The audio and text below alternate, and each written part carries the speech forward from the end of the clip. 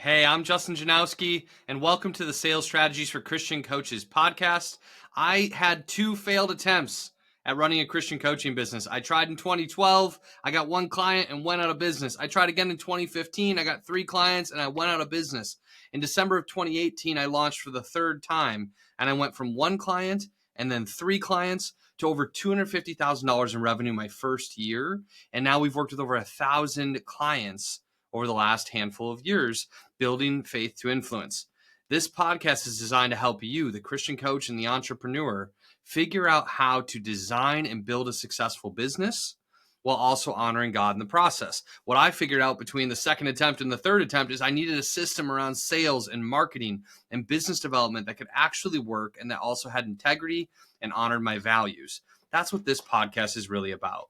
Today's episode, though, is less about building the business and creating the income and the empire and the impact that you want to have through your business, and more about tuning into the other things that are really important.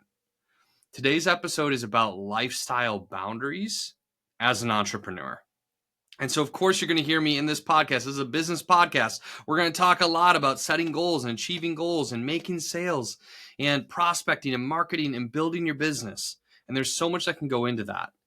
And when you're setting your financial goals for your business, your impact goals for your business, when you're thinking through how you're going to provide and show up for your clients, how you're going to market and make sales, the other really important goal for you to consider on the front end of the designing phase of your business is, what are the lifestyle goals that you have for your business?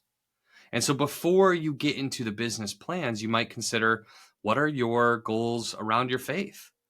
What are your goals for your family? Are you a husband or a wife? Are you a father or a mother? Are you a grandparent? Who else is important to you in your life? And what kind of level of presence do you want to have with those people? And listen, I understand that there are different phases of life and we have different personality types and different goals that we're all chasing, but I don't really believe in hustle culture. I don't really believe in working around the clock as an entrepreneur. I don't really believe in the story of the 60-hour, 70-hour, 80-hour work weeks that people talk about. When I was 18, 19, 20 years old, I did a little bit of that. And even then, it was so burnout inducing and didn't feel healthy at all. As a father and a husband myself, I'm really intentional about the time I have with my family and making sure that I set the proper boundaries with my family.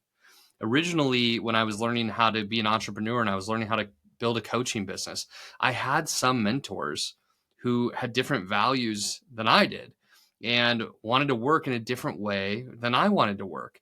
And I remember watching them as the model and thinking, that's how I have to do it. We hold retreats and small events and also larger events like conferences occasionally in our business. And we probably run, a couple dozen retreats in faith to influence history, a couple dozen live events. And I remember when I first learned to hold retreats, conferences, live events, the mentor I had that was holding these events held them on Friday, Saturday, Sunday for a 3-day event. And I remember how burnt out and exhausted I was after Friday, Saturday, Sunday at an event, and oftentimes just going right back to work on Monday. Eventually, the company that I was working with moved from Friday, Saturday, Sunday to Thursday, Friday, Saturday. It was so much better having the Sabbath and having Sunday, that boundary for my faith and my time with God and my time with my family and my pause, the rest that God calls us to. That was so valuable to me. When I started running my business, I started with Thursday, Friday, Saturday retreats. Now, if you've been to our conference, Christian Coaches Academy Live, we've held the last couple of years, you know that we're holding it on a Wednesday, Thursday, Friday, because I want to have the weekend with my family. I want to set that boundary. I want to be able to enjoy the work, pour into my clients, create an incredible experience, and still have the weekend away with my wife and kids. I value that so much. And so we hold our events Wednesday, Thursday, Friday. That's a lifestyle choice for me. It centers around the goal of being with my family on the weekends, being available to my family most weekends. Occasionally we travel for an event. Occasionally we get hired to do sales for another company. And there might be a few times a year that I'll work on the weekend, but it's rare it's pretty rare. Even a retreat that we have coming up, a 2-day sales retreat we're doing with our Faithful Business Accelerator clients in Orlando, is set to be a Thursday, Friday event rather than Friday, Saturday, or Saturday, Sunday, because it provides space for me to be with my family, for me to take care of my mental and emotional health and physical health by having the pause over the weekend. Now, that's not something that you have to do. Your values and decisions and choices around how you want to spend your weekends might be different than mine. But I do think it's important for you to consider, what are your goals around lifestyle? When are you going to have a Sabbath? When are you going to have time with God? When are you going to have time with your family? When are you going to pause and rest and slow down?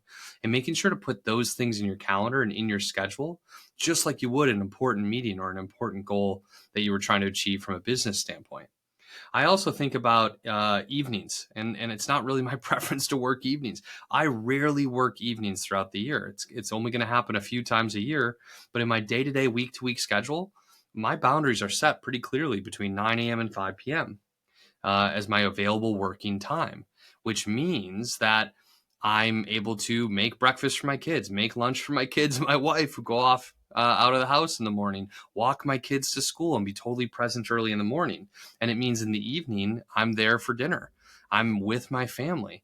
I'm not disconnected because I'm working. I'm with them.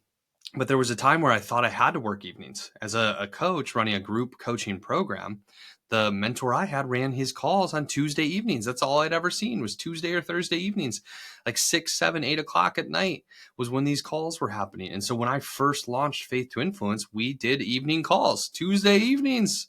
I think it was 6 to 7 or 7 to 8. We had our group coaching call. And I began to resent that call because it was in conflict with the lifestyle I wanted with my family.